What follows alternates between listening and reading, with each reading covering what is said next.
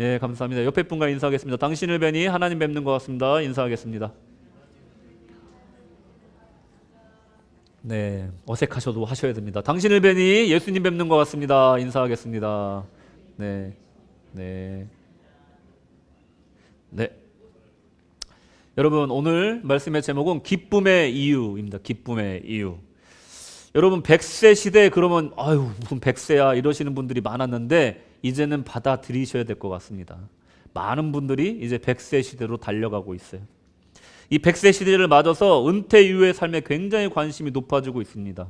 이거는 뭐 어르신들만, 시니어분들만 관심 있는 게 아니라 젊은 사람들, 또 중년에 있는 사람들도 다 노후에 대한 관심이 있다는 거예요.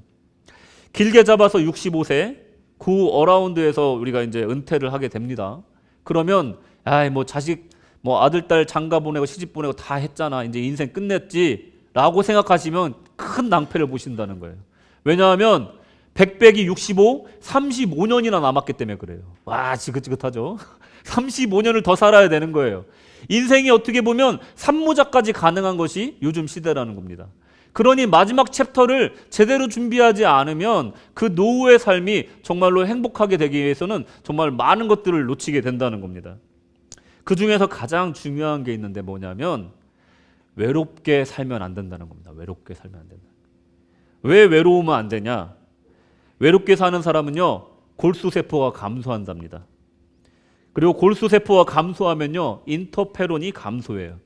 그리고 인터페론이 감소하면 어떻게 되냐? 면역력이 약해집니다.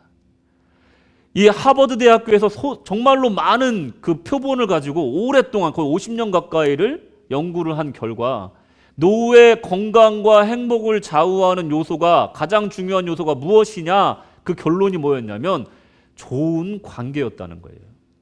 돈도 아니고요. 또 뭐 나쁜 것을 많이 먹고 이래서 건강이 나빠지고 이런 게 아니라 정말로 건강하게 사는 것은 사실은 좋은 관계를 통해서 높은 면역력을 얻게 되고 그것을 통해서 건강하게 살 수 있다라는 결론을 얻게 되었다고 합니다. 여러분, 그러면 우리가 좋은 관계를 얻기 위해서 기억해야 될 세 가지가 있는데 한번 따라해 보시겠어요? 좀 이상한데 따삐빠 따라해 보세요. 따삐빠. 따삐빠. 따삐빠가 뭘까요? 자, 모임이 많아집니다. 예, 시간이 많아지기 때문에 노후에는. 근데 또 젊은 사람도 마찬가지예요. 그 모임 가서 누가 뭐라고 얘기하면 그렇지, 그래 이러고 말 것이지 따지지 말라는 거예요. 따지지 말라. 따지면 어떻게 돼요? 싸웁니다. 싸우면 어떻게 됩니까? 삐져요. 따삐. 그럼 어떻게 됩니까? 삐져서 생각해. 에이, 내가 다음부터 이 모임은 안 나와야겠다. 빠지게 되는 거예요. 따삐빠 이렇게 되는 거예요. 그럼 어떻게 됩니까? 왕따 되는 겁니다. 그죠? 따지지 말고 삐지지 말고 빠지지 말라는 거예요. 그래야지만이 좋은 관계를 유지할 수 있다는 거예요. 뭘 따집니까? 그래? 넌 그렇게 생각하는구나. 그래. 그런 면도 있구나. 그렇게 하면 되는 거예요. 또 말을 하면서도 에이, 나만 알고 있겠지. 저 사람 모르겠지? 무시할 필요 없다는 거예요. 따지지 말라는 겁니다. 삐지지 말라는 거예요. 빠지지 말라는 겁니다. 이거를 교회에다 적용할 수도 있다는 겁니다. 따지지 말고 순종하시라는 거예요. 할렐루야. 그리고 사람들은 말을 들을 때 너그럽게 들으시라는 거예요. 따지지 말고. 그리고 삐지지 말라는 거예요. 깊이 생각해보면 나한테 한 얘기도 아닌데 삐져버린단 말이에요. 그러면 그 다음 주에 나 교회 안 나가. 이렇게 되는 거예요. 삐지지도 말고 빠지지도 말라는 겁니다. 그러면 어떻게 되냐면 우리가 교회를 열심히 나오게 되고 신앙생활을 하게 되고 그리고 주변에 나를 위해 기도하는 사람들이 많아지고 그리고 나를 축복하는 사람들이 많아지고 그리고 내가 어려움 당할 때 나한테 도움이 되는 사람들이 주변에 많아진다는 거예요. 그러면 우리 면역력도 높아진다는 겁니다. 여러분, 부자들을 연구해 봤더니 거의 평범한 사람들의 퍼센테이지보다 부자들의 퍼센테이지가 종교를 갖고 있는 사람이 굉장히 많았대요. 이분들은요, 이 믿음을 통해서 어떠한 결과들을 만든다기보다는 그 마인드 컨트롤을 통해서 좋은 관계를 이어가는 데 목적을 갖고 있었다는 거예요. 이 따삐빠를 통해서 우리가 말이 좀 이상하네. 관계를 이렇게 좋게 만드는 것이 중요하고 또 세 가지 또 중요한 게 있는데 뭐냐면 노후에 기억해야 될 세 가지. 첫째로 잘하는 일보다 좋아하는 일을 하자. 이걸 찾아야 돼요. 지금부터 생각하셔야 돼요. 젊은 분들도. 내가 잘하는 거는 뭔데 내가 좋아하는 일은 뭐지? 이걸 꼭 찾으셔야 된다는 거예요. 지금부터 찾으셔야 돼요. 그래서 내가 나중에는 이걸 꼭 해보겠다. 내가 글 쓰는 걸 좋아해. 그럼 나중에 내가 글을 좀 써봐야겠다. 내가 뭐 음악하는 걸 좋아해. 그럼 음악하는 걸 해야겠다. 그리고 내가 먹고 살기 위해서 했던 일 아닌 다른 좋아하는 일을 한번 찾아봐야겠다 하는 마음을 가져보시라는 거예요. 두 번째로 되어야 하는 나보다 되고 싶은 나가 무엇인지를 생각해 보라는 거예요. 지금까지는 책임감 있는 아빠로, 책임감 있는 가장으로 이렇게 살았다면 이제는 내가 되고 싶은 내가 누구인지, 내가 갖고 싶은 신앙적인 모습은 어떤 모습인지, 어떤 것이 나의 성숙한 신앙인의 모습인지 이것도 좀 미리미리 준비하고 생각해야 된다는 거죠. 조금씩 훈련해 나가야 된다는 거예요. 마지막으로 소소한 즐거움을 찾아라. 원대한 목표 이제는 필요 없다는 거예요. 원대한 목표를 이루기 위해서 매진하던 시기가 이제 지났다는 거예요. 이제는 소소한 즐거움을 찾아 나가야 돼요. 영적으로 소소하게 성장하고 주님과 동행하면서 기도하고 또 내 자식들, 내 손주들을 위해서 내 또 주변의 사람들을 위해서 기도해주는 넉넉한 마음으로 하루를 시작하면서 그 하루가 영적으로 나아갈 수 있을 때 그 만족감과 소소한 행복감이 있더라는 겁니다. 이것은 은퇴한 사람들 뿐만이 아니라 인생은 기쁨이 있어야 된다는 것을 우리에게 알려줍니다. 인생에 낙이 없으면 어떻게 삽니까? 여러분들의 인생의 낙이 뭐예요? 일하는 것 빼고 여러분들의 낙이 무엇입니까? 자녀들 키우는 거 말고 여러분들의 낙이 무엇인지 한번 생각해 보셔야 된다는 거예요. 인생은 이 기뻐할 일이 있어야지만이 행복하고 풍성해진다는 겁니다. 오늘은 주님 안에서 우리가 이 기쁨의 삶에 대해서 이제 살펴보실 텐데 이 기쁨의 이유 세 가지에 대해서 살펴볼 때 여러분의 삶 속에 기쁨과 즐거움이 회복되시는 복된 시간 되시기를 축원합니다. 아멘. 벌써 나왔네요. 첫 번째로 바로 하겠습니다. 일할 기회를 주셨다는 것에 우리는 기뻐해야 됩니다. 오늘 본문은요, 지지난주부터 계속해서 이 바이브에 대해서 설명을 해드렸잖아요. 지금 예루살렘 입성하기 직전입니다. 이 누가복음의 특징이 무엇이냐면 이 사복음서 중에 가장 긴 복음서인데 누가복음에서 가장 긴 부분을 차지하는 것이 바로 이 부분이에요. 9장부터 19장까지 예루살렘 들어가기 직전까지의 모습을 가장 많이 담고 있어요. 그러니까 누가복음의 가장 중요한 부분이 바로 예루살렘 들어가기 직전에 이 말미에 갈릴리 사역 말미에 이 부분이라고 말할 수 있어요. 왜 이렇게 많을까? 우리 주님께서 십자가 지러 가시기 전에 마지막으로 최선을 다해서 사람들을 구원의 길로 인도하기 위해서 노력하셨다는 것을 정말 이 표피적으로라도 상징적으로라도 우리가 알 수가 있는 게 바로 이 9장부터 19장까지의 내용이라는 겁니다. 우리 주님은 굉장히 간절했다는 거예요. 내가 승천하기 전에, 내가 십자가를 지기 전에 한 명이라도 더 나를 만나게 해야겠다 하는 그런 간절함이 있으셨다는 거예요. 주님은 오늘 본문을 통해서 지금까지의 사역, 그러니까 처음 공생의 시작부터 지금 오늘 본문까지의 시점까지 이제 사역에 대한 평가를 내리십니다. 그 첫 번째 평가는 뭐냐면 회심하지 않는 도시들, 회심하지 않는 백성들이 너무나 많다라는 평가를 하세요. 그 대표적인 도시는 고라신, 벳세다, 그리고 마태복음에 나와 있는 가버나움까지 포함해서 그 지역에 있는 모든 사람들이 예수님의 권능을 제일 많이 받는데도 불구하고 예수님을 영접하지 않았다라고 평가를 하십니다.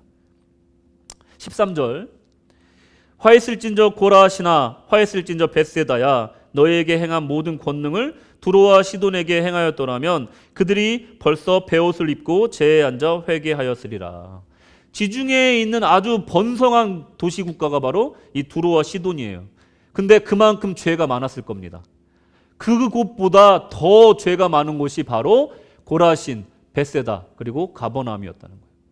갈릴리 호수가 이렇게 있으면요, 이게 이렇게 있으면 북부 지역에 이쪽이 벳세다고 이게 고라신이 이쪽에 있고 그리고 여기 가버나움이 이렇게 있는 겁니다. 강가에 가장 붙어 있는 이 호숫가에 가장 붙어 있는 가버나움이고 그리고 여기에 고라신, 여기 벳세다. 그러니까 베드로와 어부들이 사는 곳, 그곳이 벳세다예요. 예수님이 가장 많이 다녔던 곳이 바로 이 지역인데 이 지역 사람들이 가장 주님을 영접하지 않았다라는 결론이 난 거예요. 두 번째로 주님의 평가 무엇입니까? 부족한 일꾼이라는 거예요. 2절에 보시면 이르시되 추수할 것은 많되 일꾼이 적으니 그러므로 추수하는 주인에게 청하여 추수할 일꾼들을 보내주소서 하라. 일꾼이 없다는 겁니다. 추수할 것은 굉장히 많은데 추수 일꾼이 없다는 거예요. 정말 일꾼을 또 없는 것도 없는 거지만 사람들은 많이 따라다니지만 일할 만한 일꾼이 없다는 것을 의미하는 거거든요. 누가복음 10장 3절에 보시면 갈지어다 내가 너희를 보냄이 어린 양을 이리 가운데 보낸가 같도다. 양 같다는 거예요. 세상은 이리 같은데 너희들은 양과 같이 연약한 존재다 아직까지도. 그러니 쓸만한 일꾼이 주님 보시기에 없었다는 거예요. 이게 전반적인 평가인데 두 가지 평가인데 아주 절망적인 평가를 주님께서는 하고 계십니다. 이 평가 결과 주님은 어떤 해결책을 내려놓으셨을까? 첫째, 마지막으로 다시 한번 그 도시들의 회개할 기회를 주자. 이게 첫 번째 해결책이었습니다. 두 번째로 일꾼이 없다 하니 70인을 세우셔가지고 12제자뿐만 아니라 70인을 세우셔서 다시 파송을 합니다. 고라신과 벳세다 그리고 가버나움을 책망하시지만 그리고 직설적으로 이들을 평가하시지만 또다시 그들에게 천국 복음을 받을 기회를 주신다는 거예요. 이 광야에 세운 70인 장로는 민수기 11장 24절 25절에 나오는데 이 장로는 아주 장기적인 목표로 세운 70인 장로였어요. 근데 오늘 본문에 나오는 70인의 이 파송된 사람들은요 아주 단기적으로 주님께서 급하게 뽑은 사람들이었다는 거예요. 그러니 양 같은 사람들이었죠. 그럼에도 불구하고 하나님은 마지막 기회를 주기 위해 이 70인을 뽑으셨다는 거예요. 아주 급박한 상황이었다는 겁니다. 이 세 도시에 주님의 권능을 가장 많이 목도했다고 주님 말씀하십니다. 그러나 회개치 않고 영접치 않았다고 그래요. 그런 그들이 주님은 아직 아주 직설적으로 책망하십니다. 23절 24절 마태복음 11장 23절 24절 다 같이 읽겠습니다. 시작. 가버나움아 내가 하늘에까지 높아지겠느냐 음부에까지 낮아지리라. 내게 행한 모든 권능을 소돔에 행하였더라면 그 성이 오늘까지 있었으리라. 내가 너에게 이르노니 심판날에 소돔 땅이 너보다 견디기 쉬우리라 하시리라. 아멘. 무슨 말씀입니까? 오늘 본문에서는 두로와 시돈을 비유했지만 마태복음에서는 소돔과 고모라를 비유하신 거예요. 그만큼 죄악이 가득했다는 거예요. 교만했다는 거. 하늘 높이까지 그 교만이 올라갔다는 겁니다. 여러분, 한 가지 얘기를 해드릴게요. 여러분 생각하실 때 가장 입사하기 힘든, 전 세계에서 가장 입사하기 힘든 회사가 어디라고 생각하십니까? 가장 입사하기, 구글요? 예, 구글은 입사하기도 힘들지만 버티기도 힘들다고 그러는데 또 들어가는 사람도 들어가요. 근데 제가 말씀드린 건 구글보다 더 힘든데요. 혹시 아십니까? 어디가 제일 힘든지? 구글 또 어딜까요? 어디요? 애플도 그죠? 애플도 진짜 일 많이 시키고 들어가기 힘들다고 그래요. 자, 제가 답을 말씀드리자면 이 회사에 들어가려면 일단 미국 출신인 사람은 아이비리그를 나와야 돼요. 그리고 상위권에 들어가 있어야 됩니다. 그 성적이. 그리고 만약에 국내에서 뽑는다고 그런다면 스카이 안에 있어요. 서고연에 들어가 있어요. 서연고. 네, 스카이에 들어가 있어야 돼요. 그리고 그래야지만이 1차 서류 원서가 통과가 되는 회사입니다. 이 회사의 그 고객을 이제 좀 대표적으로 말씀드리면 프랑스의 마크롱 대통령, 그리고 주로 빅테크 기업들의 CEO들, 그리고 우리나라 회사로는 한화, 그리고 아모레퍼시픽, 또 대한민국 육군도 이 고객 중에 한 명이래요. 이 회사는 컨설팅 회사입니다. 이름이 뭐냐면 맥켄지 앤 컴퍼니라는 회사예요. 이 회사에 들어가기도 힘들지만 이 사람들은 365일 24시간 대기하고 있어야 돼요. 무슨 워라밸을 지킬 수가 없는 거예요. 왜냐하면 자기가 자리를 비운 사이에 하나의 회사가 망할 수도 있는 거예요. 그래서 그 CEO들이 자기한테 컨설팅 부탁하면 365일 24시간 언제든지 연구해서 시간을 내서 그 회사가 살 수 있는 방법을 제시해주고 컨설팅을 해줘야 되는 그런 자리라는 거예요. 여러분 생각해 보세요.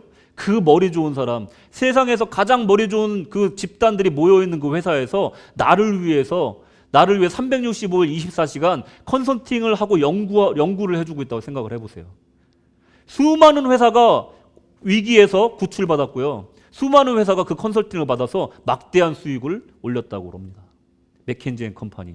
만약에 내가 머리가 좋다고 생각하신 분 도전해 보십시오. 여기만 나오면 세상 어디든지 다 취직할 수 있대요. 이게 무슨 뜻입니까? 우리 예수님은 이 세 도시를 책망하고 계세요. 이 세 도시가 교만하다라고 얘기하고 계시고 겸손하게 주의 복음을 받아들일 것을 지금 얘기하고 계신 거예요. 너의 그 저주가 얼마나 무서울지에 대해서 아주 신랄하게 얘기하고 계시다는 겁니다. 우리가 신앙생활 하다 보면요, 위로만 듣는 게 아니잖아요. 이런 신랄한 비판과 또 우리의 잘못된 부분에 대해서 회개할 제목으로 들을 때가 있다라는 거예요. 그런데 요즘에 미디어를 보면요, 다 잘 될 거야, 힘내라, 정말로 모든 게 잘 될 거야 하면서 위로해주고 또 우리를 북돋아주는 그런 글과 영상들이 많이 있습니다. 그 글을 보면요, 어려움 당한 사람들은 큰 힘을 받고 소망을 얻을 때가 있어요. 근데 때로는요, 그럴 때도 있다는 거예요. 그냥 내 상황을 정확히 직시해주고 뭐가 문제인지 좀 알려주고 그리고 정확한 컨설팅을 좀 해주고 가야 될 길을 보여주는 사람이 있으면 참 좋겠다. 맥켄치 앤 컴퍼니처럼 이렇게 정말 능력 있는 사람이 나의 길을 지도해주고 나의 잘못된 점을 좀 보여줬으면 좋겠다 하는 그런 답답함을 갖고 인생을 살 때가 있더라는 거예요. 그래서 TV 프로에도 뭐 장사의 신이니 뭐 백종원 씨 나와서 막 혼내키고 막 이러잖아요. 그 싫은 소리 누가 듣고 싶겠습니까? 근데 살고 싶으니까, 성공하고 싶으니까 그 말을 달게 듣는다는 거예요. 그래서 성공하면 얼마나 그게 보람이 있냐. 인생을 살면서요, 위로도 필요하지만 사실은 이런 정확한 길라잡이가 필요하고 컨설팅이 필요할 때가 있더라는 겁니다. 오늘 주님께서는 바로 이 도시들에게 마지막으로 기회를 주시면서 영적 컨설팅을 해 주셨다는 거예요. 정확한 영적인 평가를 해 주셨다라는 거예요. 그것을 받고 예수님을 영접한 자들에게는 구원함이 이르리라. 할렐루야. 그것이 바로 우리 신앙생활에서 정말 중요한 부분 중에 하나라는 거예요. 우리가 신앙생활하면서 성찰을 해야 되는 이유가 거기 있습니다. 나 신앙생활 잘하고 있나? 나 하나님과 관계가 어떻지? 나 오늘 하나님과 대화를 나눌 때 어색하진 않나? 나 기도생활 어떻지? 내가 당장이라도 천국 간다면 지금 하나님과 만났을 때 얼굴과 얼굴을 맞댔을 때 어색하지 않을까? 이런 성찰들이 우리 삶 가운데 있어야 된다는 겁니다. 그러니까 서로 인사말을 나눌 때도 평안하십니까? 좋지만 요즘 하나님과의 관계가 어떠십니까? 이게 더 중요하다는 거예요. 그런 우리의 평가, 성찰이 있어야 되고 그거에 따른 정확한 말씀의 컨설팅이 있어야지만이 우리 삶이 주님께로 더 가까이 나갈 수 있고 성공의 길로 나갈 수 있다는 겁니다. 주님은 인자하시고 인내하십니다. 하지만 우리에 대한 평가를 정확히 내려주신다는 거예요. 주님이 예루살렘 입성하시기 전까지 그 기한이었다는 겁니다. 주님이 이제는 승천하시면 더 이상 얼굴과 얼굴로 맞대서 인펄슨으로 만날 수가 없다는 거예요. 그리고 주님이 십자가 지기 전까지는요, 이스라엘의 잃어버린 양들을 향해서 주님께서 열심으로 그들에게 전했다는 거예요. 성경의 청자들을 이렇게 분석해 보면요, 이스라엘 백성들이 80%고 나머지 이방인들이 20%입니다. 그러니까 예수님께서 말씀하신 것 대부분은 십자가 지기 전까지는 십자가 지시고 나서 승천하신 후에 부활하신 후에부터는 열방을 향해서 나갈 것이니 이제 정말 기한이 정해져 있고 이 추수철이 끝날 때가 머지 않았다라는 것을 지금 보여주고 있는 거라는 거예요. 지금이다. 메시아를 만날 시간은 바로 지금이다 라고 말씀하고 계신 겁니다. 그것을 바로 추수철이라는 것으로 그 제한된 시간을 비유로 나타내신 겁니다. 아주 한정적인 시간을 말하는 겁니다. 곡식이 익어야 추수를 할 수가 있는 거니까요. 추수철은요, 아주 한정될 수밖에 없다는 거예요. 익지 않은 곡식을 어떻게 추수합니까? 바로 그때라는 거예요. 지금이. 하나님의 아들이 이 땅에 오셔서 권능과 말씀을 주시어 영적인 밭의 곡식들이 누렇게 익었는 상황을 주님은 지금 보고 계시다는 거예요. 여러분, 은혜 받을 때가 따로 있다는 겁니다. 여러분들에게 주시는 말씀이 있다면 그때 바로 은혜 받을 때고 그때가 바로 말씀을 정말 실천할 때라는 겁니다. 오늘 본문의 때는 주님이 부활하시어서 승천하시면 더 이상 주님을 볼 수 없는 그때인데 그때가 아주 귀중하고 소중한 기회라는 것을 우리가 말씀하고 계신 거예요. 은혜 받을 때는요, 바로 고린도후서 6장 2절. 이르시되 내가 은혜 베풀 때에 너에게 듣고 구원의 날에 너를 도왔다 하셨으니 보라 지금은 은혜 받을 만한 때요. 보라 지금은 구원의 날이로다. 할렐루야. 언제입니까? 바로 지금이라는 거예요. 추수철입니다. 왜냐하면 추수철은 일할 기회가 많기 때문에 그래요. 일할 사람이 너무 없는데 일할 건 많은 거예요. 주님은 추수할 곡식이 밭에 가득한 모습을 보시고 12제대로 안 된다. 그래서 70명을 급하게 뽑으셔서 파송하신 겁니다. 지금 우리는요, 그 70인보다 더 많은 사람으로 이 세상에 파견됐다라고 여러분들 믿으시기 바랍니다.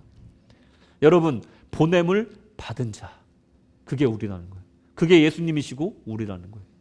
사명이라는 건 보냄을 받았다는 거예요. 콜링을 받았다는 거예요. 지난주에 생명에 대해서 말씀드렸죠. 산다는 게 무엇이냐? 명에 따라 가는 것이다. 그게 바로 생명이다라고 말씀드렸어요. 우리의 명을 알지 못하고 그저 사는 것은 생명이 아니라는 거예요. 생명이라는 것, 진짜로 산다는 것은 명에 따라 사는 것이 진정한 생명이다라는 것입니다. 상황은 좋지 않았습니다. 많은 사람들이 이적과 기적과 표적과 천국의 비밀한 이야기를 듣고서도 교만하였고요. 예수님을 영접하지 않은 상황이에요. 그런데도 불구하고 주님께서는 그 양같이 미숙한 사람들을 그 이리 같은 세상으로 다시 보낸다는 거예요. 그만큼 급했다는 거예요. 여러분, 이 말씀을 들으시면서 어떤 깨달음이 오십니까? 여러분, 이 말씀을 들으시면서 우리 교회에 어떤 말씀을 하고 있다고 생각을 하십니까? 주님은 우리를 추수 일꾼으로 부르셨다라고 제가 말씀을 드렸는데, 이 주님의 부르심이 얼마나 영광이고 기쁜 일인지 여러분들 정말 느끼시기를 주님의 이름으로 축원합니다. 주님의 부르심에 대해서 우리는 어떻게 해야 될까요? 진실된 응답을 해야 됩니다. 추수할 것은 많은데 일꾼이 부족하다. 주님이 한탄한 것은 마치 오늘날 우리 구세군 시드니 한인교회의 현실을 딱 집어서 얘기하신 것과도 같습니다. 지역사회 복음화, 또 전도해야 되고, 또 아이들을 말씀으로 양육해야 되고, 학생부, 청년부를 세워야 하는데 일꾼이 너무나 부족하다는 거예요. 부서별로 뭐 이렇게 분배를 잘하면 된다라고 얘기해. 그거는 그냥 2차적인 문제고, 그냥 절대적으로 일꾼이 부족한 상태라는 겁니다. 지금 자원하는 자가 부족하다는 거예요. 여러분들, 제가 사관이지만 이런 말을 할 때마다 저도 참 부담이 됩니다. 예, 제가 뭐라고 여러분들에게 이렇게 부담을 드릴까? 제가 뭐라고 이 강단에 서서 여러분을 이렇게 푸시하는 설교만 하고 있을까? 저도 참 마음이 부담되고 어렵습니다. 그런데도 불구하고 왜 하나님께서는 우리에게 항상 이 말씀을 정말 이렇게 부담이 되는 말씀을 주시고 자꾸만 우리를 뒤에서 떠미는 듯한 그런 말씀을 우리에게 자꾸 주실까? 전 좀 설교를 준비하면서 매번 하나님께 여쭤봐요. 왜 이렇게 좀 평안을 주는 설교를 하면 안 될까요, 하나님? 저분들은 좀 일주일 동안 너무나 힘들게 살고 오신 분들인데 교회 와서 좀 평안하게 좀 마음의 위로를 받고 돌아가시면 안 될까요? 좀 그런 말씀을 좀 하고 싶습니다. 좀 격려해드리고 위로해드리고 싶습니다, 하나님. 근데 그 말씀을 안 주셔요. 왜 저한테 이런 어려운 역할을 맡기십니까? 뭐 한탄한 적도 있습니다. 그런데도 계속해서 하나님께서 주시는 메시지는 이런 종류의 메시지를 자꾸만 저한테 주신다는 거예요. 하나님이 이 말씀을 우리에게 하고 계신 겁니다. 한탄하시는 거예요. 저 영혼들 어떻게 할 거냐? 저 영혼들 어떻게 할 거냐? 구세군 시드니 한인교회야. 저 영혼들 어떻게 할 거냐? 지금 물어보고 계시는 거예요. 그러니까 자꾸만 저에게 이 말씀을 주시는 거라니까요. 여러분, 지난주에 우리 청년들이 많이 와서 같이 악대도 하고 특순도 하고 간증도 하고 너무나 풍성한 예배를 드렸습니다. 너무나 기뻤어요. 저는 또 월요일날 함께 팔로우업 하면서 그 기관들을 방문하면서 뭐 부연 설명을 해주고 통역을 해주면서 저도 또 저의 그 사명을 다시 되새기는 좋은 시간을 가졌어요. 그런데 참 기억에 남았던 것이 뭐냐면 구세군 양로원이 있는데 그 널싱홈이 있는데 그 널싱홈이 저는 그냥 널싱홈 그냥 수익 사업 하는 곳인 줄 알았어요. 근데 제가 또 그분한테 얘기를 들어보니까 어떤 곳이냐면 평생을 길거리에서 자기 집 한번 가져보지 못한 사람이 돌아가시기 직전에 그 널싱홈에 오셔서 인생 처음으로 자기 화장실을 가져보고 자기 방을 가져보는 그런 축복을 나눠주는 그런 사역을 하고 있다는 거예요. 구세군이. 제가 써도 됩니까? 이런데요. 이게 내 방이에요? 이렇게 물어본다는 거예요. 돌아가실 때까지 그분에게 그걸 제공한답니다. 도와주고 목욕시켜드리고 깔끔하게, 처음에 손톱이 이렇게 길어서 머리가 떡져서 온 냄새나는 분들이 하루아침에 정상적인 사람으로 돌아가실 때까지 그 케어를 받으시다가 천국에 가실 수 있게 인도하는 것, 그 사역들. 그 외에도 길거리에 있는 사람들을 돕고 가정폭력으로 집이 없어진 청소년들을 돕는 수많은 기관들이 우리 구세군 안에서 정말 귀한 일들을 보지 않는 곳에서 하고 있다는 것을 우리가 참관을 하면서 알게 됐습니다.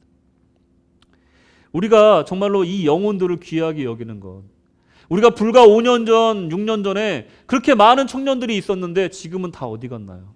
몇몇 청년들이 남아서 끝까지 그 자리를 지켜주고 또 방송실에도 있고 있는데 뭐 결혼해서 애기도 낳고 이렇게 있는데 그 나머지 청년들은 다 어디 갔냐 이겁니다. 저는 오늘 말씀을 준비하면서 정말 준비를 잘해야겠다. 하나님 일꾼을 보내주시옵소서. 그래서 다시는 학생부가 없어지고 또 그 영혼들을 맡겨주셨는데 청년부가 없어져서 그 영혼들을 우리가 받아주고 양육할 수 있는 그 일꾼들이 없어도 놓치는 그런 일은 반복되면 안 되겠다. 그런 마음으로 오늘 설교를 준비를 했습니다. 하나님은요, 그 영혼을 보고 계신 거예요. 그 영혼이 우리에게 맡겨지는 순간 우리는 그들을 위해서 최선을 다해서 섬기고 그들을 주님께로 인도하는 역할이 우리에게 있다라는 거예요. 추수할 일꾼이 없어서 영혼을 놓치고 청소년과 청년을 놓치는 일은 더 이상은 반복돼서는 안 된다는 겁니다. 오늘 주님이 혹시 감동을 주신 분이 있다면 기뻐하시기 바랍니다. 그리고 부르심에 정말 진솔하게 응답하시기 바랍니다. 두 번째로 이름이 기록되는 것을 기뻐하라는 겁니다. 주님을 통해서 보냄받은 70인의 이 전도자들이 이제 돌아옵니다. 근데 너무나 흥분됐어요. 기뻐요. 막 기쁜 거예요. 17절 18절 보시면은 기쁨으로 돌아왔다는 거예요. 막 그냥 예수님의 이름으로 귀신을 내쫓고 막 병을 고치고 전도하고 막 신난 겁니다. 막 흥분해서 돌아온 거예요. 그랬더니 예수님도 뭐라고 얘기하시냐면 예수께서 이르시되 사탄이 하늘로부터 번개같이 떨어지는 것을 내가 보았노라. 야, 잘했다. 그래, 잘했다. 나도 봤다. 사탄이 번개같이 하늘로부터 떨어지는 걸 내가 봤다. 잘하였도다. 이렇게 말씀하시는 거예요. 아마도 병 고치고 또 주님의 권능을 발휘하고 돌아왔을 겁니다. 여긴 귀신 얘기만 하지만 19절에 보시면 내가 너희에게 뱀과 정갈을 밟으며 원수의 모든 능력을 제어할 권능을 주었으니 모든 능력을 예수님과 같이 할 수 있도록 줬다는 거예요. 그러니 병 고치고 안절명에 일어나고 그리고 또 귀신 들린 사람이 귀신 쫓겨나고 여러 가지 기적들을 일으키고 왔기 때문에 엄청나게 흥분해서 지금 온 거예요. 주님도 같이 기뻐하신 겁니다. 근데 기뻐하신과 동시에 주님은 이렇게 말씀하세요. 네가 진짜로 기뻐할 게 또 있다. 그게 뭐냐면 20절에 그러나 귀신들이 너희에게 항복하는 것으로 기뻐하지 말고 너희의 이름이 어떻게 하라고요? 하늘에 기록된 것으로 기뻐하라. 할렐루야. 여러분들 우리가 세상을 살다 보면요. 기도 응답받고 또 우리 소망하던 일이 이루어져서 너무 감사할 때가 있어요. 너무나 감사하고 뛸 듯이 좋을 때가 있습니다. 그럴 때 응답받은 것보다 더 놀라운 체험 그 자체보다 우리가 응답받은 것보다 이미 우리가 구원받은 거에 대해서 기쁨을 되찾으라는 거예요. 하늘나라에 우리 이름이 기록됐다는 것이 더 기쁜 일이라는 거예요. 기도 응답은요, 어떨 때는 오지 않을 때가 있습니다. 사람이 살다 보면요, 좋은 일만 있을 수가 없어요. 그러면 그때는 우리가 슬퍼합니까?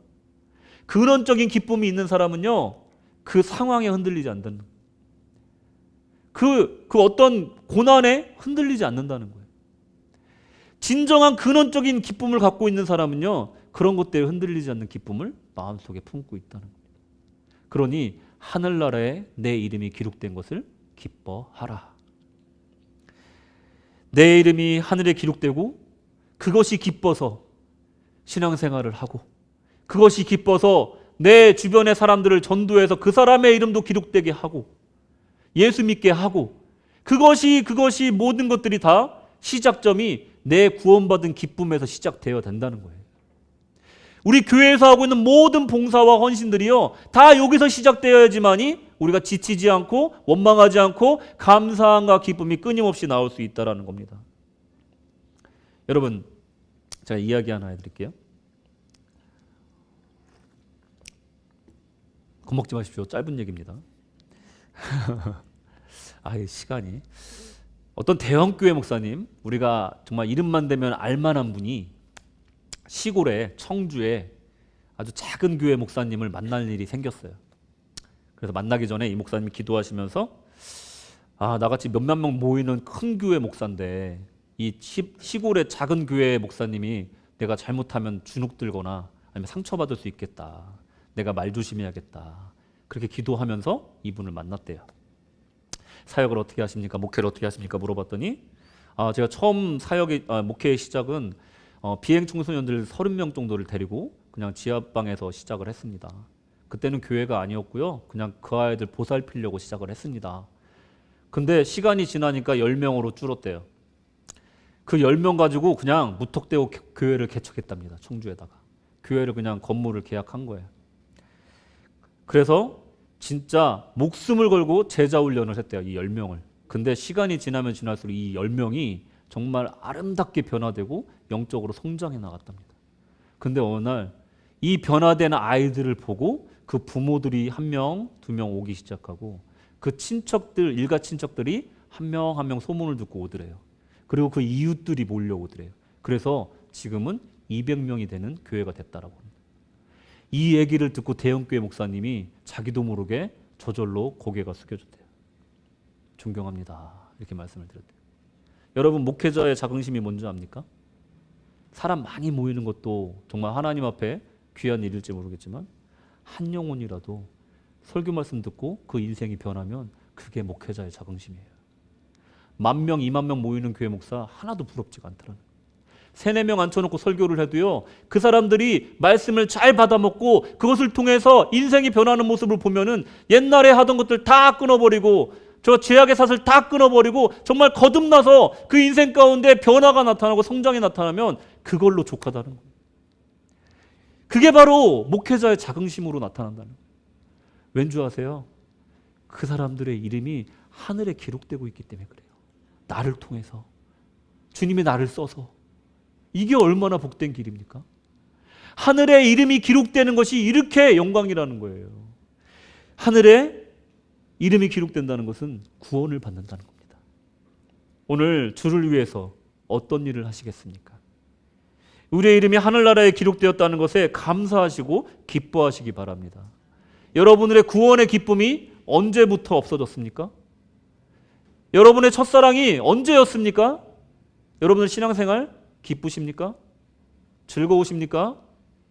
여러분들의 신앙생활이 예전보다 기쁘지 않고 즐겁지 않다라면 여러분 다시 한번 성찰해 보시고 그 기뻤던 시절에 나의 신앙을 되찾기 위해서 주님께 매어 달리시기를 주님의 이름으로 축원합니다. 여러분, 3번째로 복된 눈을 가져야 돼요. 마지막입니다. 본문 21절의 이하에 보면 주님의 기도가 이렇게 나와요. 우리 주님의 기도를 한마디로 말하면 기쁨의 기도입니다. 기쁨의 기도. 하나님의 뜻을 깨달은 것에 대한 기쁨의 기도라는 거예요. 그때 예수께서 성령으로 기뻐하시며 이르시되 천지의 주제이신 아버지여 이렇게 지혜롭고 슬기 있는 자들에게 숨기시고 어린아이들에게 나타내심을 감사하나이다. 옳소이다. 이렇게 된 것이 아버지의 뜻이니이다. 하나님의 뜻을 알게 되니까 너무 기쁜 거예요. 그 기도를 드린 것이 우리 주님의 기도라는 겁니다. 이어지는 21절에서 기도하신 후에 주님이 제자들에게 물어봅니다. 23절에 제자들을 돌아보시며 조용히 이르시되 너희가 보는 것을 보는 눈이 복이 있도다. 무슨 말입니까? 보는 것이 무엇입니까? 너희가 보는 것, 그것은 바로 예수님을 말하는 거예요.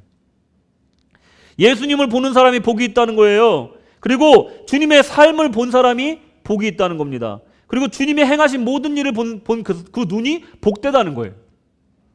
볼 수 있는 눈이 있는 사람이 복되다는 겁니다. 구약시대의 선지자들과 신실한 임금들도 메시아를 눈으로 보길 원했어요. 직접 보길 원했어요. 하지만 보지 못했다는 겁니다. 하지만 제자들은 주님을 보고 동고동락했다라는 거예요. 오늘 본문을 통해서 우리가 기뻐해야 될 이유, 마지막으로 찾는다면 바로 이 눈을 주신 것, 주님을 주님으로 볼 수 있는 눈을 주신 것이라는 겁니다. 주님을 바로 보고 구주로 영접했다는 것만으로도 엄청난 복이라는 것을 믿으시기 바랍니다. 아무리 눈앞에 보여줘도, 아무리 기적을 보여줘도 고라신과 벳세다와 가버나움 백성들은 예수를 영접하지 않았다는 거예요. 봐도 믿지 않았다는 거예요. 그것은 육의 눈밖에 없었기 때문에 그렇다는 겁니다. 다른 한편으로 주님이 볼 수 있는 것을 볼 수 있어야 그것은 복된 눈인데 바로 추수할 곡식들이 내 눈에 보여야 된다는 겁니다. 그것이 복된 눈이라는 거예요. 누군가에게는 그저 악한 자로 보이는 세리와 또 그래 마태와 삭개오 같은 이 사람들이 주님의 눈에는 가련한 영혼으로 보였다는 거예요. 그래서 그들을 구원하셨고 찾아가셨다는 겁니다. 누군가에게는 사회에서 도태되고 실패한 사람처럼 보이는 그 사람이 주님 눈에는 내가 볼 때 너가 얼마나 사랑스러운지, 네가 얼마나 귀한 존재인지, 얼마나 천하보다 귀한 존재인지 세상은 모른다. 너는 나한테 정말 귀한 존재다. 우리 주님은 그것을 보신다는 거예요. 영혼을 볼 줄 아는 눈이 바로 복된 눈이에요. 영혼의 귀함을 볼 줄 아는 사람이 그게 복된 눈이라는 겁니다.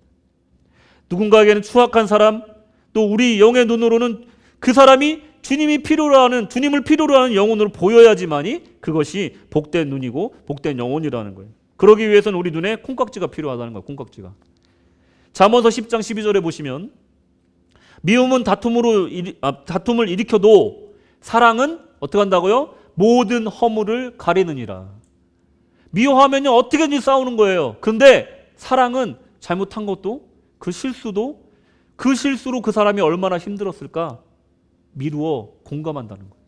그 영혼이 제일 힘든 사람은 바로 너야. 그래, 이해한다. 네 실수 때문에 네가 얼마나 자괴감이 들겠니? 그것을 이해해 줄 수 있는 마음이 진정한 마음이라는 겁니다. 사랑하면요, 주님의 사랑으로 사랑하면 추악한 죄를 저지르고도 뉘우치지 않는 사람을 보고 죄에 눌려있는 불쌍한 영혼으로 보인다는 겁니다. 여러분 예수 믿고 거듭났는지 정말 궁금하시다면요, 여러분들의 눈을 확인해 보십시오. 여러분들의 눈이 육체만 보고 있는지 아니면 그 영혼의 귀함을 보고 있는지를 보면은 여러분들이 거듭났는지 안 했는지, 여러분들의 영이 정말 살아있는지를 체크할 수 있다는 겁니다. 영의 눈은 복된 눈을 보는 사람을 복된 눈으로 보는 사람은 잘못보다는 허물보다는 그 실수보다는 그 잘못 때문에 심겨하는 그 사람을 본다는 거예요. 만약에 주님의 사랑으로 영혼을 천하보다 귀하게 본다면 그 복된 눈은 정말 그 주심에 대해서, 그 복된 눈을 주심에 대해서 감사해야 된다는 거예요. 세 가지 말씀드렸습니다. 결론입니다. 첫째로 일할 기회 주심, 그리고 주님 안에서 우리가 복된 눈을 주심, 두 번째가 뭐였죠? 기쁨. 뭐였죠? 죄송합니다. 뭐였지? 이름이 하늘에 기록되는 것, 가장 중요한 걸 놓쳤네. 하늘에 이름이 기록되는 것과 그리고 일할 수 있는 기회와 복된 눈을 주신 거에 감사해야 되는데, 우리의 첫 번째 기도가 무엇이 되어야 될까요?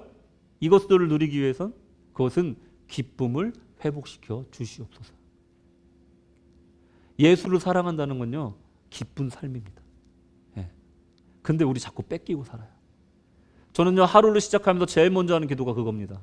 주님, 제가 주님의 일을 할 때, 또 주님을 따를 때 기쁨이 넘치게 하여 주시옵소서. 희락의 열매가 풍성히 열리게 하여 주시옵소서. 그 어떤 것도 내가 주님을 사랑하는 이 기쁨을 빼앗지 못하게 하여 주시옵소서. 이렇게 기도합니다. 여러분의 삶 속에서 기쁨을 빼앗는 것이 무엇입니까? 단호하게 잘라버리십시오.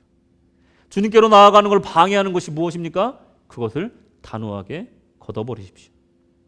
하나님께서 추수할 일꾼을 부름같이 그 기쁨으로 우리가 응답하게 하시고, 또 하나님의 우리의 이름을 통해서 하늘에 기록해 주시는 것을 기뻐하고, 또 우리가 영적인 것을 볼 수 있는 눈을 주심을, 그 영혼의 귀함을 보고 그들을 정말 불쌍히 여길 수 있는 마음을 갖게 되므로 모든 사람을 주님께로 인도하고 사랑할 수 있는 마음을 갖게 해주심을 감사하시기 바랍니다.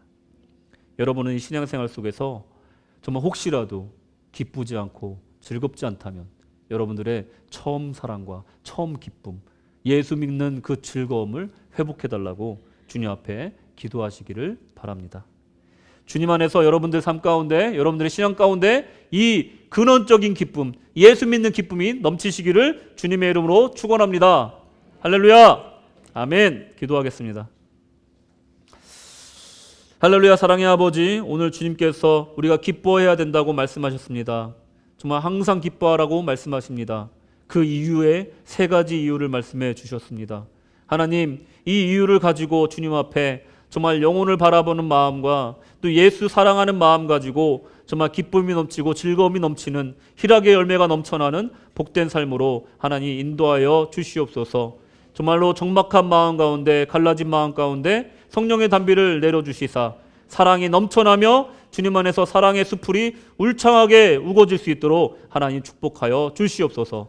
주께서 함께 하시길 간절히 원하오며 예수님의 이름으로 기도드렸습니다. 아멘.